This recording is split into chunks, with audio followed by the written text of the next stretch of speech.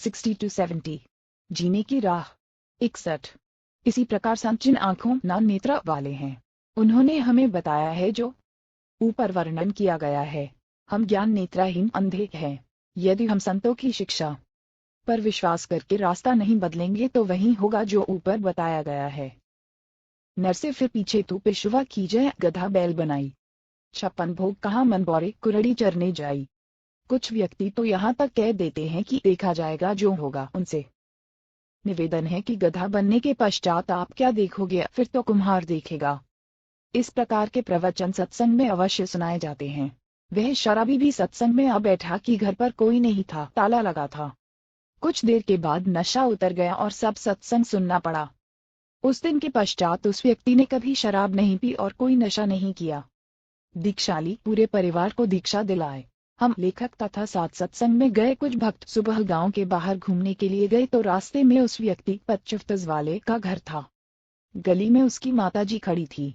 उसने कहा कि महाराज जी, चाय पीकर जाना। गांव के भक्त ने बताया कि इनके घर अवश्य चलो, उजड़ा पड़ा है यह परिवार। साधु संतों के चरण पड़ने से घर पवित्र हो जाता है। हम सब उनके घर चले गए। हम कुल 5 जने थे। 4 पाई आंगन में डाली थी। मई का महीना था, वृक्ष की छाया थी। उसकी माता जी ने अपनी पुत्रवधू से कहा कि बेटी, चाय बना। उस बेटी ने चूल्हे में आग जलाकर डेगची में पानी डालकर चाय बनाना शुरू कर दिया। आधे घंटे बाद हमने कहा कि चाय शीघ्र लाओ, हमने घूमने जाना है, फिर किसी अन्य गांव में सत्संग के लिए जाना है। परंतु फिर भी वह बेटी डेगची के नीचे आग जलाई जा रही थी। दोबारा कहा तो वह रोने लग गई। गांव का भक्त उठकर गया तो पता चला कि घर पर न चीनी है, न चाय पत्ती और न ही दूध है। उस व्यक्ति की माताजी भी रोने लगी। कहा कि उजड़े पड़े हैं महाराज, बचा सको तो बचा लो। वह व्यक्ति दीक्षा लेकर वक्त से अपनी ड्यूटी पर चला गया था। कुछ दिन के पश्चात हम दिल्ली में ही पंजाब खोड़ गांव में सत्संग कर रहे थे। वहां पर वह व्यक्ति अपनी माता तथा पत्नी व तीनों बेटियों को कार में बैठा कर सत्संग में लाया। पहले एक 2 मोटरसाइकिल थी। सब बच्चों ने सुंदर वस्त्र पहन रखे थे। कह रहे थे कि पिताजी अब मम्मी के साथ कभी नहीं लड़ते। सब तनख्वाह दादी जी को देते हैं। हम तो स्वर्ग में रहने लगे। दादी जी बोली कि उस दिन आपके ऐसे दर्शन हुए कि हम तो उजे बस गए। मैंने कहा कि माए, तेरा बेटा बुरा नहीं था, इसने ये अच्छे विचार कभी सुने ही नहीं थे। यदि पहले ये विचार सुनने को मिल जाते तो यह बुराई करता ही नहीं। यह सब परमेश्वर कबीर जी की कृपा है जो उस दिन यह सत्संग में आ गया और इसकी आत्मा का मेल साफ हो गया। आपका परिवार नरक से निकलकर स्वर्ग में निवास कर रहा है। परमात्मा की मर्यादा में रहना, कभी कष्ट नहीं आएगा। भक्ति करते रहना, कई पीढ़ी का उद्धार। 62 माता पिता की सेवा व आदर करना परम कर्तव्य हो जाएगा। इस प्रकार सत्संग से मानव उद्धार होकर विश्व में शांति आपसी प्रेम बढ़ता है। सत्संग विचार अवश्य सुना करो। साधना चैनल पर शाम को 07:40 बजे से 08:40 बजे तक और हरियाणा न्यूज पर सुबह 06:00 बजे से 07:00 बजे तक। माता पिता की सेवा व आदर करना परम कर्तव्य। प्रत्येक माता पिता की तमन्ना होती है कि मेरी संतान योग्य बने, समाज में बदनामी न ले, अच्छे चरित्र वाली हो, आज्ञाकारी हो, वृद्धावस्था में हमारी सेवा करे, हमारी बहू हमारे कहने में चलने वाली आए, समाज में हमारी इज्जत रखे, वृद्धावस्था में हमारी सेवा करे, प्यार से व्यवहार करे। सत्ययुग त्रेता द्वापर तक यह मर्यादा चरम पर रही। सब सुखी जीवन जीते थे। कलयुग में कुछ समय तक तो ठीक रहा, परंतु वर्तमान में स्थिति विपरीत ही है। इसे सुधारने का उद्देश्य लेखक रामपाल दास रखता है। आशा भी करता हूँ कि भगवान की कृपा से ज्ञान के प्रकाश से सब संभव हो जाता है, हो भी रहा है और होगा, यह मेरी आत्मा मानती है। माता का संतान के प्रति प्यार। एक लड़के का पिता मृत्यु को प्राप्त हो गया। उस समय वह 10.11 वर्ष का था। माता ने अपने इकलौते पुत्र की परवरिश की। माता तथा पिता दोनों का प्यार माता जी ने दिया कि कहीं पुत्र को पिता का अभाव कष्ट न दे। लड़का युवा होकर शराब का आदी हो गया तथा वैश्यागमन करने लगा। माता से नित्य रुपए मांगे और आवारागर्दी में उड़ाए। एक दिन माता के पास पैसे नहीं थे। शराब के नशे में माता को पीटा तथा वैश्या के पास गया। उस दिन पैसे नहीं थे तो वैश्या ने कहा कि अपनी माता का दिल निकाल ला। उल्टा घर आया, माता बेहोश थी। छुरा मारकर माता का दिल निकालकर चल पड़ा। नशे में ठोकर लगी और गिर गया। माता के दिल से आवाज आई कि बेटा, तेरे को चोट तो नहीं लगी? नशे से बना शैतान वेश्या के पास माता का दिल लेकर पहुंचा तो वेश्या ने कहा कि जब तू अपनी माता का हितैषी नहीं है तो मेरा क्या होगा। किसी के बहकावे में आकर तू मुझे भी मार डालेगा। मेरे को तो तेरे से पीछा छुड़ाना था कि तू अब निर्धन हो गया है, मेरे किस काम का। इसलिए यह शर्त रखी थी कि तू माता का दिल निकाल नहीं सकता, क्योंकि वह तेरे को कभी किसी वस्तु के लिए मना नहीं करती थी। हे शैतान, चला जा मेरी आंखों के सामने से। यह कहकर वेश्या ने उसे घर से बाहर धक्का देकर द्वार बंद कर लिया। वह शैतान घर आया, माता के शव पर विलाप करने लगा। कहा कि माता जी, हो सके तो भगवान के दरबार में भी मुझे बचाना। आवाज आई कि बेटा, कुछ नहीं हुआ, बस तेरे को खुश देखना चाहती हूँ। उसी समय नगर के लोग आए, थाने में सूचना दी। उस अपराधी को राजा ने फांसी की सजा दी। राजा ने फांसी चढ़ाने से पूर्व उसकी अंतिम इच्छा जानी तो उस लड़के ने जीने की राह 63 कहा कि कुछ नागरिकों को बुलाया जाए, मैं अपनी कारगुजारी को सबके साथ साझा करना चाहता हूँ। नगर के व्यक्ति आए। उस लड़के ने अपना जुर्म कबूला और बताया कि मैंने उपरोक्त जुर्म किया। मेरी माँ की आत्मा अंतिम समय में भी मेरे सुखी रहने की कामना करती रही। मेरे को नशे ने शैतान बना दिया। मैंने वैश्यागमन करके समाज को दूषित किया। आप लोग मेरे से नसीहत लेना। जो घोर पाप मैंने अपनी माताजी को परेशान करके किया, कोई मत करना। माता जैसी हमदर्द संसार में पत्नी भी नहीं हो सकती, भले ही वह कितनी ही नीक हो। माता अपने बेटा बेटी को इतना प्यार करती है कि सर्दियों में बच्चा पेशाब कर देता है तो माता स्वयं उसके पेशाब से भीगे ठंडे वस्त्र पर लेटती है, बच्चे के नीचे सूखा बिछौना कर देती है। यदि बच्चा भूख से रो रहा होता है तो खाना बीच में छोड़कर उसे पहले अपना दूध पिलाकर शांत करती है। पिता बच्चों की हर संभव गलती क्षमा कर देता है। परमात्मा कबीर जी ने कहा है कि पिता अपने पुत्रा के सर्व अपराध क्षमा कर देता है। अवगुण मेरे बाप जी, भिक्षुक गरीब नवाज। जो मैं पुत का पुत हूँ तो भी पिता को लाज। राम भक्त की पत्नी का देहांत हो गया। उस समय उसका पुत्रा 3 वर्ष का था। उस व्यक्ति की रिश्तेदारी में एक घटना ऐसी घटी थी जिसने उसको झंझोर कर रख दिया। कथा इस प्रकार है। उसके मामा जी अपनी बहन यानी राम भक्त की माताजी से लगभग 10 वर्ष बड़े थे। मामा जी के 2 पुत्र थे। राम भक्त की मामी जी का देहांत हो गया। मामा जी ने दूसरा विवाह कर लिया। दूसरी पत्नी को पुत्र हुआ। दूसरी पत्नी पहले वाली के पुत्रों से ईर्ष्या करने लगी। यह विचार किया कि 15 एकड़ जमीन है, 3 जगह बंटेगी। उसने उन बच्चों को कांच पीसकर दूध तथा खाने में खिला पिला दिया, जिससे दोनों की धीरे धीरे रोगी होकर मृत्यु हो गई। डॉक्टर ने बताया कि बच्चे कांच खा गए हैं, जिस कारण से इनकी मृत्यु हो गई है। एक दिन उसकी पत्नी ने पड़ोसन से बताया कि मैंने ऐसे ऐसे किया, मेरे बेटे को 15 एकड़ जमीन मिल गई। उस तरह ने मेरे मामा जी को बताया। मामा जी छोटी मामी को बहुत प्यार करते थे और उस पर विश्वास करते थे। उन्हें विश्वास नहीं हो रहा था। एक दिन छोटी मामी अपने भाई से बता रही थी कि मैंने ऐसे ऐसे किया, तेरे भांजे को 15 एकड़ जमीन मिल गई। यह बात मेरा मामा भी सुन रहा था, क्योंकि वह खिड़की से बाहर स्वाभाविक खड़ा था। मामी का भाई बोला कि बहन, तूने जुर्म कर दिया, इस पाप को कहाँ रखेगी। आज के बाद मैं तेरी शक्ल देखने भी नहीं आऊंगा। मामा जी का दिमाग फाटने को हो गया। घर त्याग कर अपनी बहन के घर आ गया, यानी हमारे राम भक्त के घर पर जीवन व्यतीत किया। कुछ वर्ष के 64 पिता बच्चों की हर संभव गलती क्षमा कर देता है। पश्चात छोटी मामी से जन्मा वह पुत्रा भी मर गया। वह छोटी मामी किसी के साथ भाग गई। पता चला कि उस व्यक्ति ने उसके गहने छीनकर मारकर कुएं में डाल दिया। पुलिस को पता चला तो उस व्यक्ति को फांसी लगाई गई। इस सर्वनाश महाभारत को याद करके राम भक्त ने दूसरा विवाह नहीं किया। लड़के को अपने साथ रखता, हल जोतता था तो पुत्रा को कंधे पर बैठा कर रखता था। थक जाता तो वृक्ष के नीचे लेटा देता। स्वयं खाना बनाता, स्वयं स्नान कराता, कपड़े साफ करता।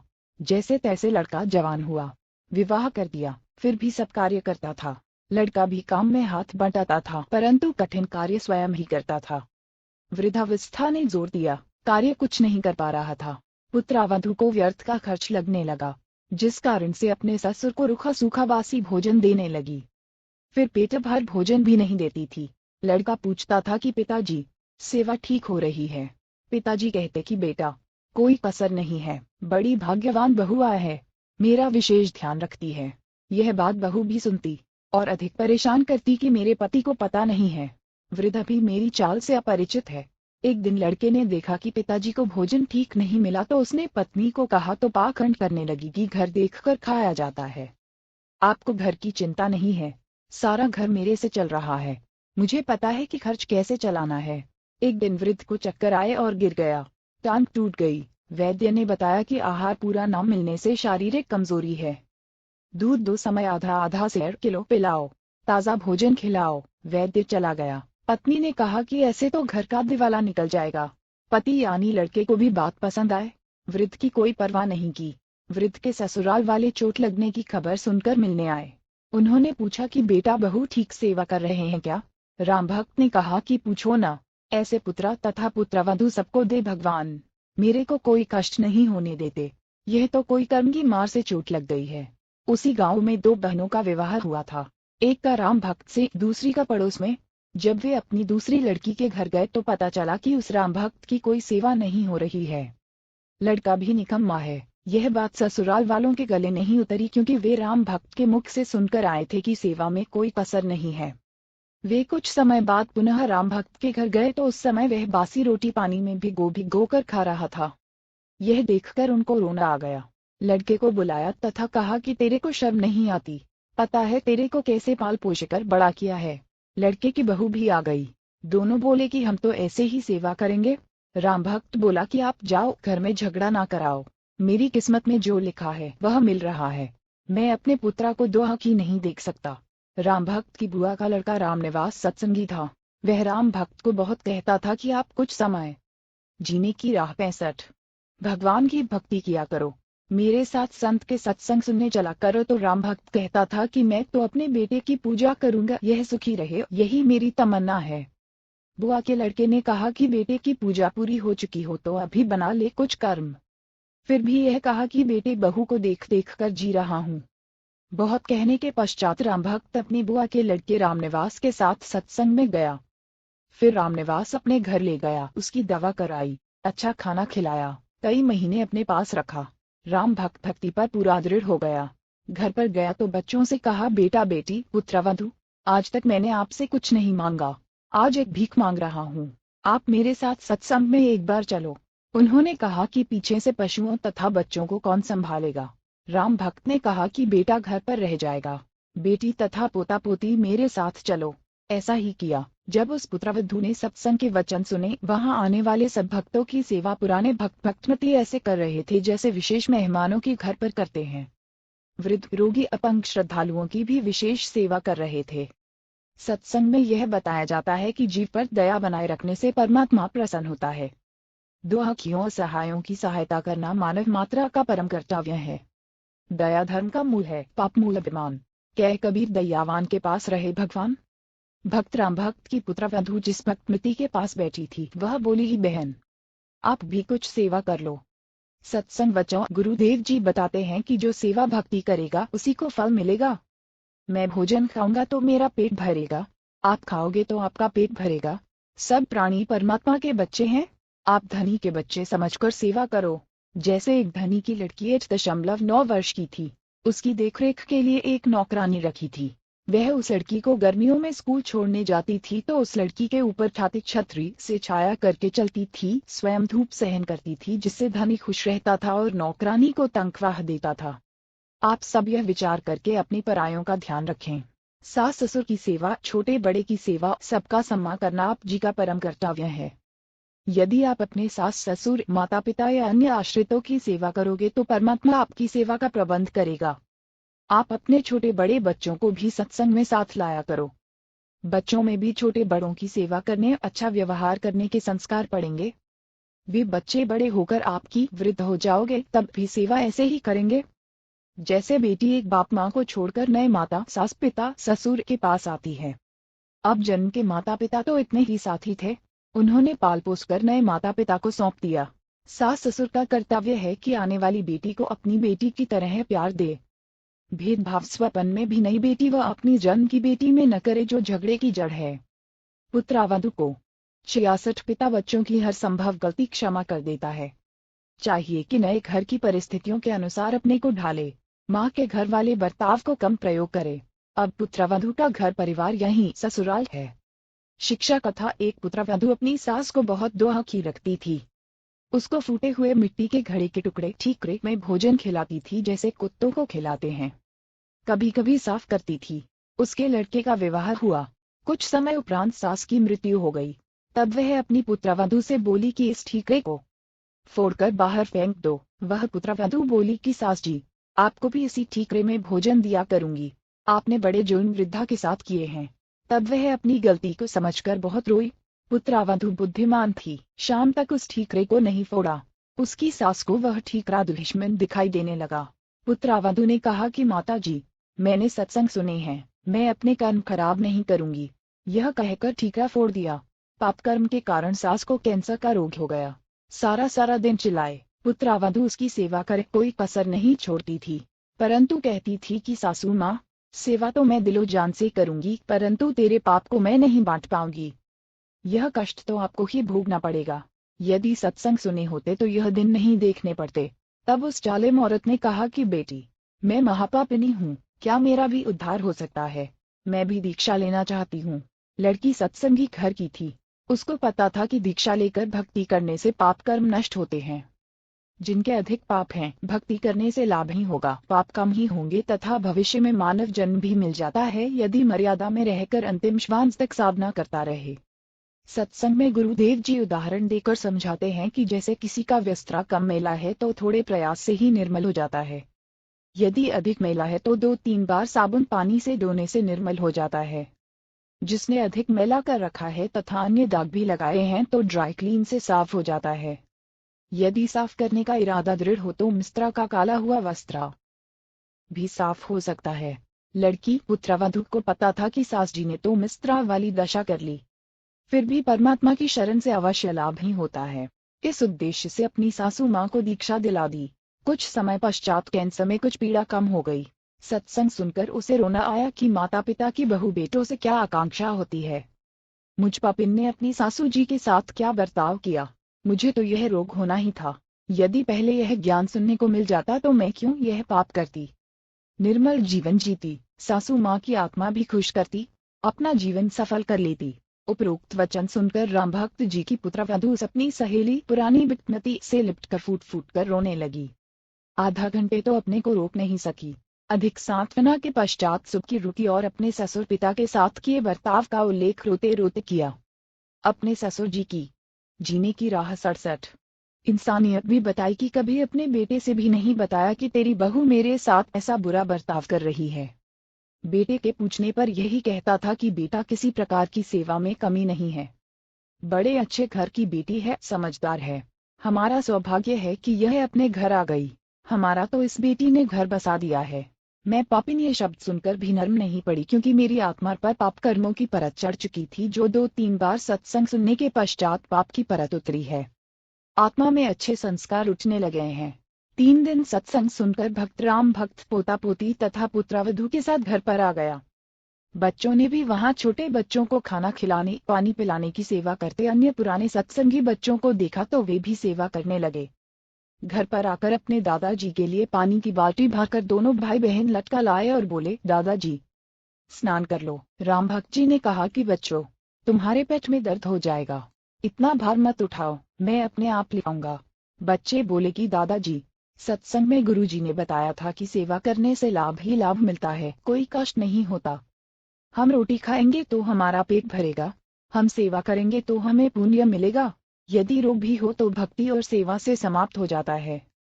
वहां आश्रम में अनेकों माई भक्त बता रहे थे कि हम बीमार रहते थे, नाम लेने के पश्चात जैसी सेवा कर सके करने लगे, हम स्वस्थ हो गए। डॉक्टरों ने जवाब दे दिया था, देखो हमारी दवाइयों की पर्चियां 4 वर्ष से उपचार चल रहा था, अब कोई दवाई नहीं खाते। ऋग्वेद मंडल 10 सूक्त 161 मंत्र 2 में भी यही प्रमाण है कि यदि रोगी मृत्यु के निकट पहुंच गया है यानी उसको असाध्य रोग भी हो गया हो, यदि वह भक्ति पर लग जाए तो परमात्मा उसको मृत्यु के मुख से निकाल कर ले आए, उसे स्वस्थ करके 100% यानी पूरी आयु जीवन दे देता है। लेखक इतनी देर में पुत्रवधू आई और कहा, पिताजी स्नान कर लो, धोती यहीं छोड़ देना, मैं आप साफ कर दूंगी। राम भक्त जी ने कहा कि बेटी, आपको घर का बहुत कार्य करना होता है, खाना बनाना, पानी लाना, पशु संभालना है, मैं आप धो लूंगा, मेरी टांग भी अब ठीक हो गई है, बस थोड़ा सा लंग रहता है। राम भक्त स्नान करके धोती बदलकर धोती धोने लगा। उसी समय बच्चों ने आकर धोती छीन ली और लेकर अंदर भाग गए और अपनी माताजी को दे दी। फिर कुर्ता भी ले गए। दूसरा कुर्ता लाकर दे दिया। लड़का खेत से पशुओं का चारा लेकर आया और पहले की तरह पिता को देखा और बिना बोले आगे घर में चला गया। उसने देखा कि पत्नी निर्मला हलवा बना रही थी। उसने सोचा कोई त्योहार होगा। फिर सब्जी रोटी बनाई। सर्वप्रथम गुरु भगवान को 2 कटोरियों में भोग लगाया तथा फिर एक थाल में रोटी, कटोरियों में हलवा तथा सब्जी डालकर अपने ससुर जी के पास लेकर गई और बोली, पिताजी भोजन खा लो, भूख लगी होगी, दूर से आए हैं। राम भक्त बोला, बेटी मेरे को यह हजम नहीं होता, सूखी रोटियां ला दे। 68 पिता बच्चों की हर संभव गलती क्षमा कर देता है। मैं बीमार हो जाऊंगा। राम भक्त जी ने सोचा था कि भावना में बहकर बेटी आज तो सब सेवा कर देगी, परंतु लड़का इसको धमकाएगा क्योंकि उसको सत्संग का ज्ञान नहीं है। कहीं घर में झगड़ा ना हो जाए। इतने में लड़का भी आ गया। अपनी पत्नी को बोला, पिताजी ठीक कह रहे हैं, ले चल अंदर। पिता का कमरा गली पर था। बच्चों का रहने का अंदर को था। पत्नी बोली, चुप रह, मैंने बहुत पाप इकट्ठे कर लिए। अब पिताजी की सेवा मैं स्वयं करूंगी। लड़का चुप हो गया। राम भक्त ने दोनों पोतों को थोड़ा थोड़ा हलवा दिया। पुत्रावधू को देने लगा तो बोली कि आप क्या खाओगे? घर पर और भी बहुत सारा हलवा प्रसाद बचा है। पिताजी आप खाओ, नहीं खाओगे तो मेरी आत्मा रोएगी। भक्त राम भक्त जी ने गुरुदेव भगवान का स्मरण किया और भोजन खाया। प्रतिदिन पुत्रवधू स्वयं नरम नरम रोटियां गर्म गर्म लाकर अपने हाथों खिलाए। प्रतिदिन बिस्तरा साफ करे और कहे, पिताजी भजन कर लो। एक दिन राम भक्त जी की बुआ का लड़का भक्त रामनिवास आया। राम भक्त जी ने उसको सीने से लगा लिया और बोला, रे भाई, हमारा घर तो तेरी कृपा से स्वर्ग बन गया। भक्त रामनिवास बोला कि मामा के बेटे रामनिवास से कुछ न हुआ, गुरुदेव जी की शब्द शक्ति का करिश्मा है। आप और मैं तो पहले इकट्ठे न बत्ती डंडा खेला करते, मेरे करने से होता तो पहले ही हो जाता। गुरुजी कह रहे थे कि राम भक्त पिछले जन्मों में भक्त था। इससे घर के मोह के कारण मर्यादा में चूक बनी थी, उसके कारण इतना कष्ट उठाया है। अब यह महादोह की हो चुका था, तब तेरे साथ आया है। नहीं तो आप कितनी बार राम भक्त से पहले कह चुके थे कि सत्संग में चल, परंतु मोह माया में अंधा हो चुका था। यह कष्ट और पुत्रवधू का व्यवहार इसके लिए वरदान बन गया है। कबीर जी ने कहा है कि कबीर, सुख के माथे पत्थर पड़ो जो नाम हृदय से जाए, बलिहारी वा दुख के जो पल पल राम रटाए। भावार्थ, हे परमात्मा, इतना सुख भी ना देना जिससे तेरी भूल पड़े। जिस दुख से परमात्मा की पल पल याद बनी रहे, वैसे दुख सदा देते रहना।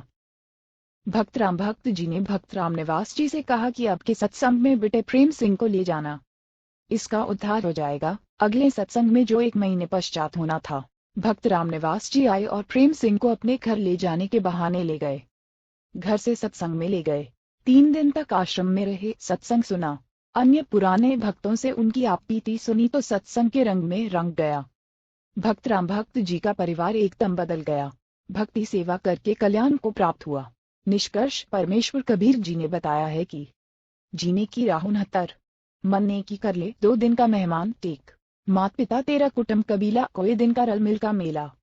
अंत समय उठ चले अकेला, तज माया मंगजान, एक कहाँ से आया कहाँ जाएगा, तन छूटे तब कहाँ समाएगा। आखिर तुझको कौन कहेगा, गुरु बिन आत्मज्ञान, तो कौन तुम्हारा सच्चा साथ, झूठ ही है ये सकल सगाए। चलने से पहले सोच रे भाई, कहाँ करेगा विश्राम। 3 रहत माल पनघट ज्यों भरेता, आवत जात पर है कर रीता, जुगन जुगन तू मरता जीता, करवा ले रे कल्याण। 4,84,000 की सहत्रासा, ऊंच नीच घर लेता बासा, कह कबीर सब मिटाऊं कर मेरी पहचान। 5 भावार्थ, परमेश्वर कबीर जी ने अपने मन को संबोधित करके हम प्राणियों को सतर्क किया है कि इस संसार में 2 दिन का यानी थोड़े समय का मेहमान है। इस थोड़े से मानव जीवन में आत्मज्ञान के अभाव से अनेकों पाप इकट्ठे करके अनमोल मानव जीवन नष्ट कर जाता है। धन कमाने की विधि तो संसार के व्यक्ति बता सकते हैं, परंतु गुरुदेव जी के बिना आत्मज्ञान यानी जीव कहाँ से आया? मनुष्य जीव का मूल उद्देश्य क्या है? सद्गुरु धारण किए बिना यानी दीक्षा लिए बिना कोई नहीं बताएगा। चाहे पृथ्वी का राजा भी बन जा, परंतु भविष्य में पशु जन्म मिलेगा। जन्म मरण का चक्र गुरुजी के ज्ञान व दीक्षा मंत्र नाम बिना समाप्त नहीं हो सकता। जब तक जन्म मरण का चक्र समाप्त नहीं होता तो बताया है कि यह जीवन हर हट का कुआं लोई, यह गल बंधा है सब कोई, कीड़ी कुंज और अवतारा, हर हट डोर बंधे कई बारा। भावार्थ, जैसे रहत के कुएं में लोहे की चक्री लगी होती है, उसके ऊपर बाल्टी वेल्ट की जाती है। पहले बैल या ऊंट से चलाते थे, जैसे कोल्हू बैल ऊंट से चलाते हैं। पहले अधिक चलाते थे, रहत की बाल्टी नीचे कुएं से पानी भरकर लाती है, ऊपर खाली हो जाती है। यह चक्र सदा चलता रहता है। इसी प्रकार पृथ्वी रूपी कुएं से पाप तथा पुण्यों की बाल्टी भारी ऊपर स्वर्ग नरक में खाली की। इस प्रकार जन्म मरण के चक्र में जीव सदा रहता है। ऊपर के शब्द में यही समझाया है कि संसार में परिवार धन सब त्याग कर एक दिन अकेला चला जाएगा, फिर कहीं अन्य स्थान पर जन्म लेकर यही क्रिया करके चला जाएगा। यदि आप घर से किसी अन्य शहर में जाते हैं तो जाने से पहले निश्चित करते हो कि वहां जाएंगे, उसके बाद कहाँ विश्राम करेंगे, परंतु संसार छोड़कर जाते हो तो कभी विचार नहीं करते कि कहाँ विश्राम करोगे। हे जीव, 84 लाख प्रकार के प्राणियों के शरीरों में प्रताड़ना सहन करता है। मरता जीता नए प्राणी का जीवन प्राप्त करता है। कभी राजा बनकर उच्च बन जाता है, कभी कंगाल बनकर नीच कहलाता है। परमात्मा कबीर 70 पिता बच्चों की हर संभव गलती क्षमा कर देता है। जी समझा रहे हैं कि हे प्राणी, तू मेरे को पहचान, मैं समर्थ परमात्मा हूँ। मैं तेरा जन्म मरण का सब झंझट समाप्त कर दूंगा। शब्द नम 2 नाम सुमर ले सुकर्म कर ले, कौन जाने कल की खबर नहीं पल की। टेक कोड़ी ऋण दो माया जोड़ी बात करे छल की। पाप पुण्य की बांधी पोटरिया कैसे होवे हल्की। एक मात पिता परिवार भाई बंधु त्रार्य मतलब की चलती ब्रिया कोई ना साथी या मटी जंगल की। 2 तारों बीच चंद्रमा जो चल के तेरी महिमा झला झलकी। विनय कुकरा विष्टा खावे अब बात करे बल की। 3 ये संसार रैन का सपना उस बंद जल की। सतनाम बिना सबे साबना गारा दल दिल की। 4 अंत समय जब चिले अकेला आंसू नैन ढल की। कह कबीर गए शरण मेरी हो रक्षा जल तल की। 5 भावार्थ परमात्मा कबीर जी ने बताया है कि हे भोले मानव स्त्र पुरुष, परमात्मा का नाम जाप कर तथा शुभ कर्म कर। पता नहीं कल यानी भविष्य में क्या दुर्घटना हो जाएगी, एक पल का भी ज्ञान नहीं है। धन का संग्रह छल कपट किए बिना होगा ही नहीं, जिसमें से कुछ धर्म पर भी खर्च कर देता है। इस प्रकार पाप तथा पुण्य की 2 गठरी बांध ली, ये कैसे हल्की होंगी। पाप नरक में, पुण्य स्वर्ग में। माता पिता भाई पत्नी आदि आदि परिजन अपने अपने मतलब की बातें सोचते हैं। पूर्व जन्मों के कारण परिवार रूप में जुड़े हैं। जिसका समय पूरा हो जाएगा, संस्कार समाप्त होता जाएगा, वह तुरंत परिवार छोड़कर चला जाएगा। जैसे रेल में डिब्बा भरा होता है, जिसने जहाँ जहाँ की टिकट ले रखी है वहाँ वहाँ उतरकर चले जाते हैं। ये परिवार रेल के डिब्बे की तरह है। मृत्यु के उपरांत यह शरीर मिट्टी हो जाता है। उस समय तेरा कोई परिवार का सदस्य साथी नहीं होगा। एक व्यक्ति अपनी पत्नी से बहुत प्रेम करता था। वृद्ध हुआ तो उसकी मृत्यु निकट थी। उसने अपनी पत्नी से कहा कि आप मेरे साथ चलोगी। वह तुरंत मना कर गई कि ना, मैं ना मरूं तेरे साथ। तेरे 3 साल छोटी सु। वृद्ध को उस दिन सदमा हो गया। उसने उससे बात करना भी बंद कर दिया। निकट आए तो मुंह मोड़ ले, बोले कुछ नहीं। 60 वर्ष के साथ में उस वृद्ध को पहली बार एहसास हुआ कि कोई किसी का नहीं है। हे मानव, पूर्व जन्म के जप तप तथा धर्म संस्कार से वर्तमान में मंत्र प्रधानमंत्री या उच्च अधिकारी बनकर ऐसे सुशोभित हो रहा है जैसे रात्रि में तारों के मध्य में चांद की शोभा होती है। यदि सत्संग विचार नहीं सुने तो आत्मज्ञान के बिना परमात्मा की भक्ति न करके भविष्य के जन्म में कुत्ता